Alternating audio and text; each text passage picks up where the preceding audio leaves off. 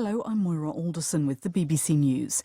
The US Treasury Secretary Janet Yellen has moved to reassure investors, expressing full confidence in the resilience of the country's banking system after regulators shut down Silicon Valley Bank. The bank, which is one of the most significant lenders to tech companies in the US, had run into financial difficulties. It's the largest banking failure in the United States since the financial crisis of 2008. At a news briefing at the White House, the director of the EU Management and Budget, Shalanda Young, said this would not be another financial crisis. Our banking system is fundamentally different because of the changes that we put in place in 2008. For example, they have to hold more capital. They undergo stress tests. So we know that we had to build more resilience into our banking system, which allows it to withstand these kinds of shocks. So I do have faith that we have the tools for this sector and for our regulators to be able to absorb. The UN Secretary-General has welcomed a deal between Saudi Arabia and Iran to re-establish diplomatic ties. The two traditional rivals broke ties in 2016 after Riyadh's embassy in Tehran was attacked following the Saudi execution of a Shia cleric.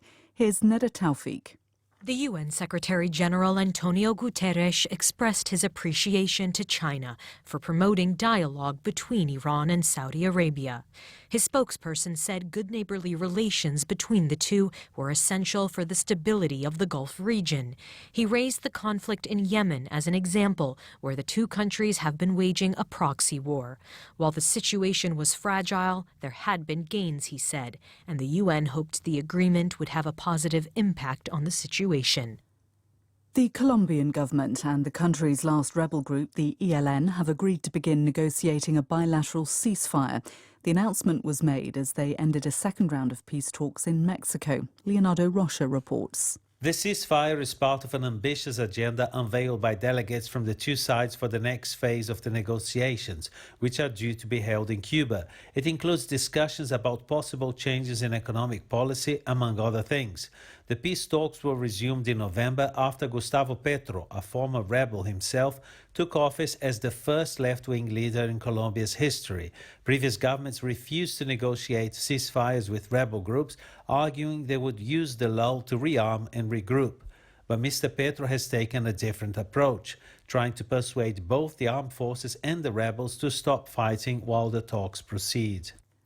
People in coastal Mozambique have been moving into shelters as the country braces for Cyclone Freddy to hit for a second time.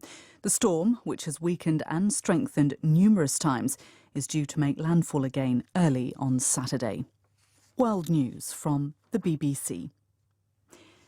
The United States and the European Union are to begin negotiations aimed at resolving trade frictions over investment in electric batteries. In December, President Biden introduced new green initiatives, setting aside nearly $4 billion for clean energy subsidies, which would only apply to products originating in the US. The talks aim to create an exemption for European exporters of raw materials for electric batteries. Hundreds of young opposition supporters in the Gambia have marched through the capital Banjul, calling for an end to corruption following several high-profile scandals. The police gave the go-ahead for the United Democratic Party to stage the demonstration, the first time an opposition party has been given such permission for nearly 3 decades. The party's campaign manager, Mamadou Sabali, said young people want jobs.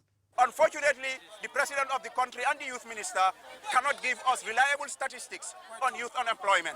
Neither do they have any tangible, concrete plans to solve the youth unemployment in this country. And this is all among the reasons why young people are fleeing en masse to Europe. When they go there also, the same government collaborates with Europe to deport them into this country. We want an end to the corruption in this country. The Israeli military shot dead a Palestinian teenager in the occupied West Bank hours after a Jewish settler shot another Palestinian man nearby. The army said Amir Mamoun Odeh, who was 16, had hurled a firebomb at an army post near Kalkilia. They shot him in the chest. The BBC's highest-paid presenter, Gary Lineker, has been suspended from the corporation's flagship football show after he compared the British government's language on migration to that of Germany in the 1930s. The broadcaster, which has strict impartiality guidelines, said the former England footballer would remain suspended until an agreement was reached over his use of social media. BBC News.